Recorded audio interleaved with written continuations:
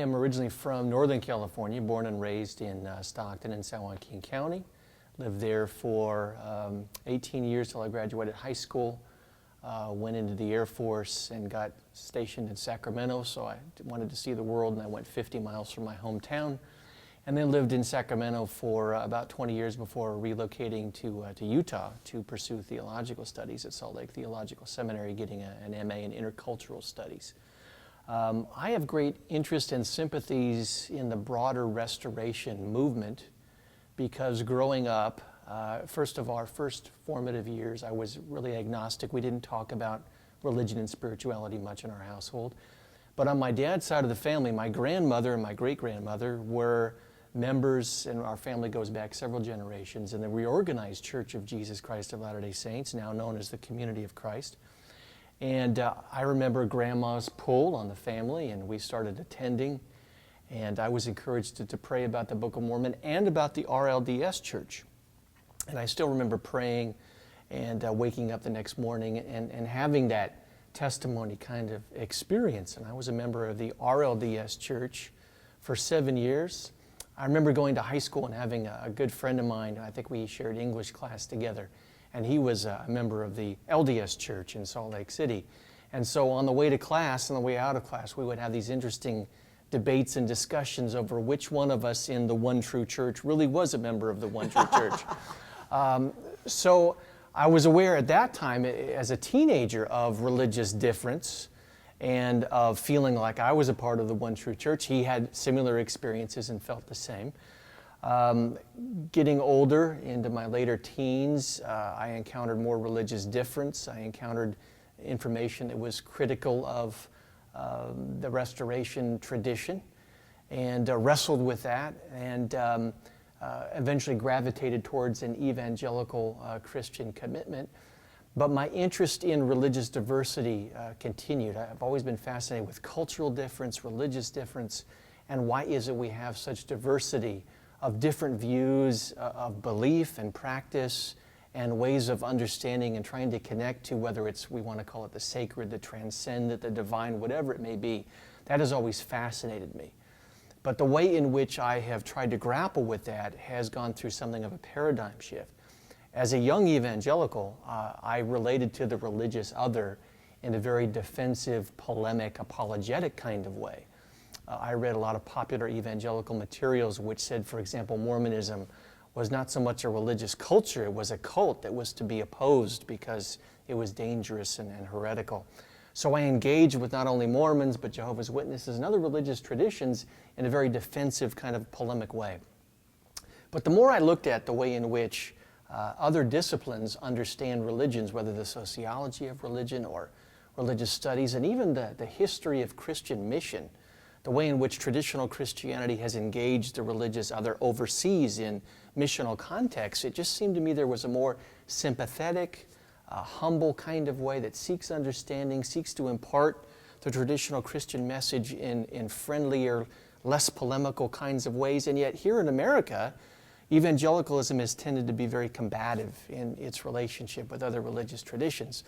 So I began to experience a paradigm shift in my understanding of other religious traditions and the way in which I feel it is best as a Christian to engage people in other religions. So it's a continuing quest for me that began really as a teenager and continues to develop and to be formed as an adult as I develop relationships and seek to understand people in other religious traditions.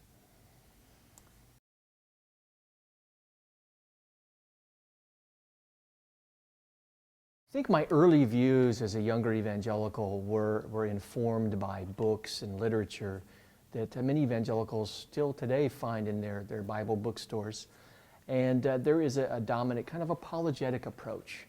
And I read that and was strongly influenced by it. And as I read the Bible, I really felt as if God was calling me that by taking an apologetic approach, by coming to somebody and saying, your beliefs, your doctrines, your practices are unbiblical, they're spiritually dangerous, that was the loving way in which God wanted me to share my faith. And so I think people who still utilize this approach today, many evangelicals, whatever religious group they're interacting with, I think they're sincere, I think they really feel that's the best and loving and Christian way in which to share.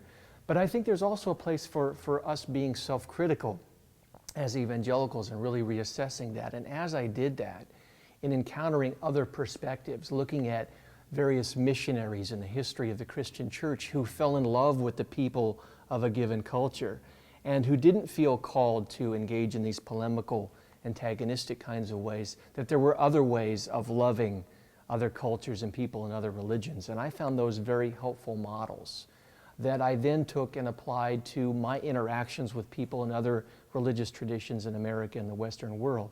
So I think one can find alternative ways of being a loving Christian and engaging and sharing their heartfelt concern for the gospel with people in other religious traditions.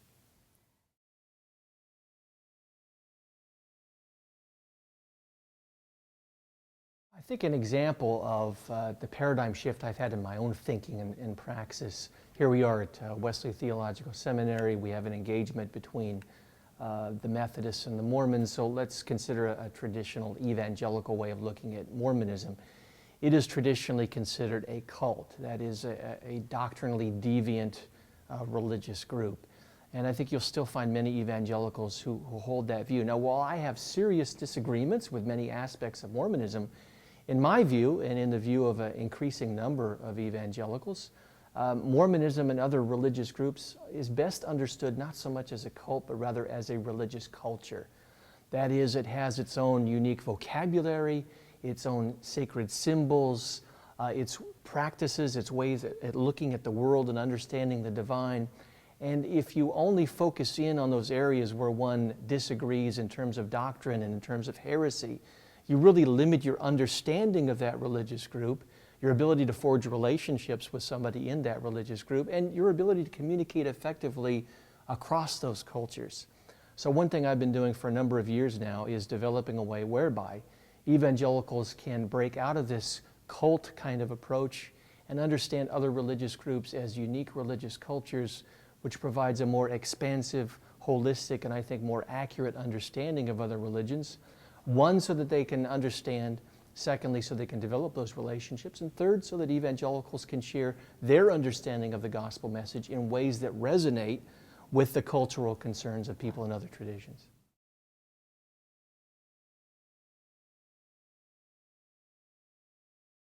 I think two things come to mind for me in terms of things that I really envy and value in other religious cultures. Even though my family was involved in the reorganized Latter-day Saints growing up, my mom had a Roman Catholic background. And one of the things I picked up from her was a love for Gregorian chants.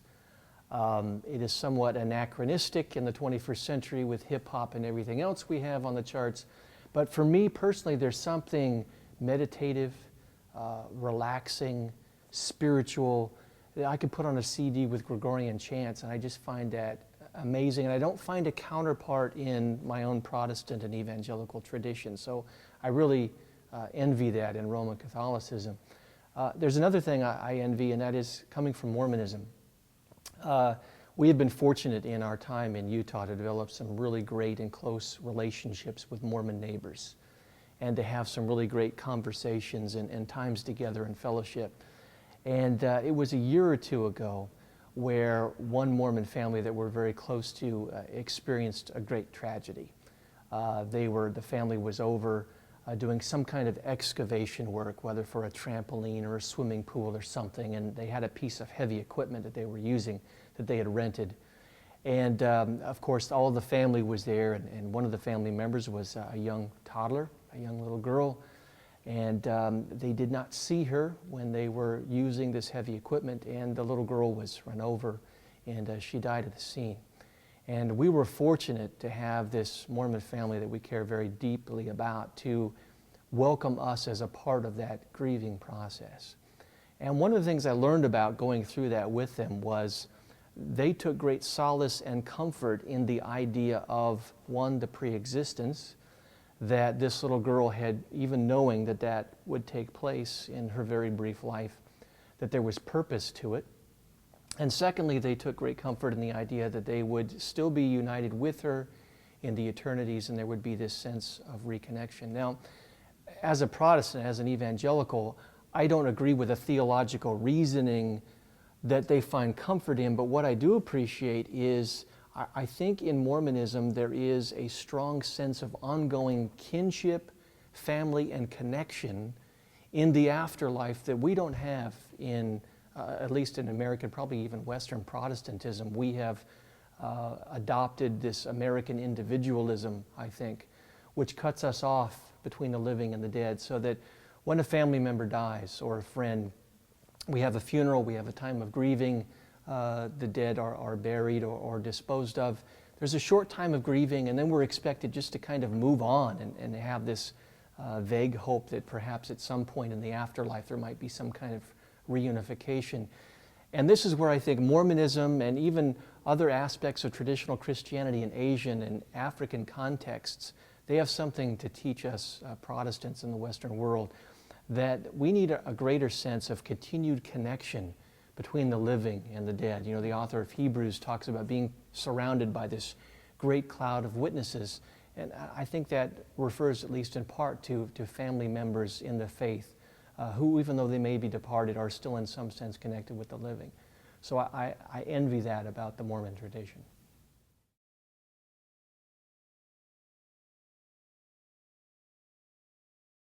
There is an interesting process of the psychology of conversion. I to this day am fascinated by how people religiously affiliate, how they disaffiliate, go to other religious traditions. I read, as I said, I read material that was critical of aspects of the LDS Church, which in some ways had some application to my understanding of the reorganized church and its history. And so it caused me to question the experience that I had. And also as I reflected on it, I had, as I mentioned earlier, I had a Mormon friend who had a similar experience, yet his experience told him he was a part of the one true church. So my coming out of the reorganized church was a difficult process in that I wrestled with, what if my experience was a process in some sense of psychological wish fulfillment or self-deception? I believed what I wanted to believe. I had a feeling that I misinterpreted. And it followed me for several years into evangelicalism. And I think to a certain extent, it still informs my understanding of my faith today, in that there's the great sociologist of religion, Peter Berger, who wrote a book on his own Christian faith, and the subtitle of the book is, to me, fascinating. It is a skeptical affirmation of the Christian faith. So here he is, this noted sociologist who knows how and why people inhabit different, what he calls sacred canopies, and how fragile they can be, and yet he's still willing in some sense to skeptically affirm his place in the Christian faith. In our postmodern world that critiques everything today, except critique itself, I affirm the Christian faith, but I'm always self-critical about that, and I'm always willing to stop and reassess, which I think is part of why I'm so sympathetic to people in other religious traditions, because I understand how important and sacred those belief canopies are, and that you have to be very careful and respectful of how you engage others, and especially offer critique of what they hold near and dear, because that is the defining center of the totality of their life. And I don't think we should stop engaging each other and maybe calling aspects of that into question, but I think the way in which one goes about it has to be done carefully and self-critically, because one has to be willing to stop and say, how do I know what I believe is true? There has to be a certain level of self-criticism and humility, I think, in our own approach to our own spiritual commitments. And I think if we can find that balance, it makes for better religious engagement, because we're bringing humility as well as some level of self-criticism to our religious engagement. So, yeah, I think in terms of my own approach to how I think about my faith and how I assess what I accept as true or not, I don't see myself converting to another religious tradition at any point in the near or distant future, but I'm constantly reassessing aspects of my own faith. So there are certain things which I would hold today, which years ago as a young evangelical, I wouldn't have held. I would grab a book by a given theologian or what have you, and simply, this person articulates, this is what you're supposed to believe, and I would find a corresponding Bible passage, and well, sure enough, that must be true. But the more I study and read and reflect, and even read critically of my own tradition, it makes me stop and rethink things. So there are aspects that I hold today. There have been modifications to aspects of my own Christian faith which are very different today than they were years ago. And I think that's a healthy process. I think one has to be self-critical about aspects of one's own tradition. I don't know that it's healthy to go so far that one is willing to abandon one's religious tradition, but that happens too, because if one is open-minded, there's the possibility that one may even have the very foundations of one's faith shaken to the core, but I don't see that happening at any point in the future, even while I want to be open to modifications to my faith.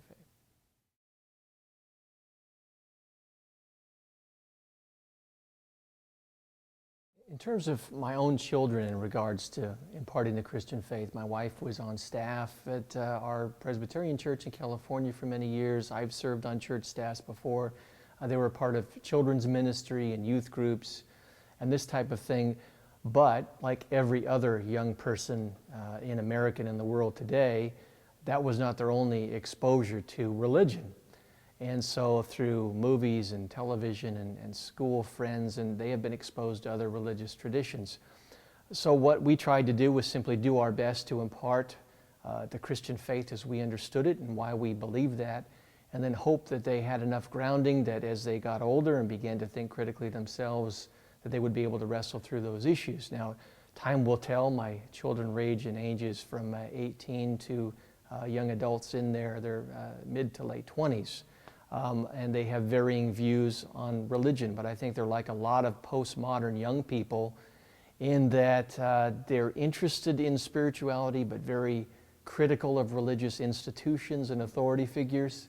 And I think the best we can hope to do today is to simply give them the best critical thinking tools, the best reasons for why it makes sense to hold our particular religious views, and hope as they go out into the marketplace of ideas that they're able and equipped to be able to make the decisions that we hope that they will make as a result of our commitments to the Christian faith. So it's a challenge that I'm sympathetic to today in our religious environment.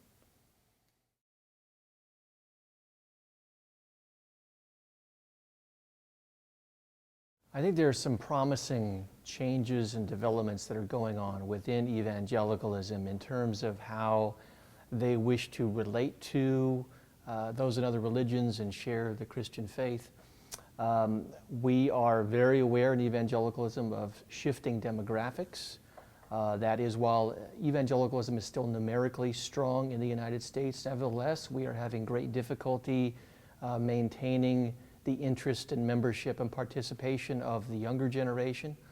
In addition to that, we're aware that there has been a shift in the global center of gravity in traditional Christianity from the West to the Southern Hemisphere, which means we need to rethink our place at the Christian table and how we engage those in our culture and other cultures around the world. And I think these changing demographics has led to a rethinking in certain segments of the evangelical world about how we go about the business of relating to people in other religions and how we share our faith. And I would like to be a part of that. What I hope is that evangelicals can reassess how they have understood those in other religions. We live in a post-9/11 world where religion has not only been a force for good in America and around the world, but also, unfortunately, a force for evil and for violence. And therefore, there is a place for moving as evangelicals beyond mere proclamation. It's not just that we have something to present to others, but that we need to also adopt a listening posture. That yes, we have something valuable in the gospel and in what Jesus has done for human beings to share. But nowadays, if the Western world is post-Christendom, if the church is no longer the defining center of Western culture, that means we can no longer go to the world and expect that we demand a hearing. Rather, we have to gain a hearing by being respectful, by being willing to honestly listen, to develop relationships, and to, in civil fashion, not compromise our religious convictions, share them with great confidence and boldness, but do so in a civil and respectful kind of way, and doing so in a dialogical fashion. That we can literally be religious diplomats, just as a diplomat might go overseas in the midst of great political instability and difficulty and hopefully gain a hearing on behalf of those they represent. So Christian ambassadors today in evangelicalism can approach a new way, just as biblical as anything that has been done in the past. And they can gain a hearing as ambassadors for Jesus Christ in new ways in the 21st century. And I think we're starting to see some of that, and we hope to build upon that with the evangelical chapter of the Foundation for Religious Diplomacy.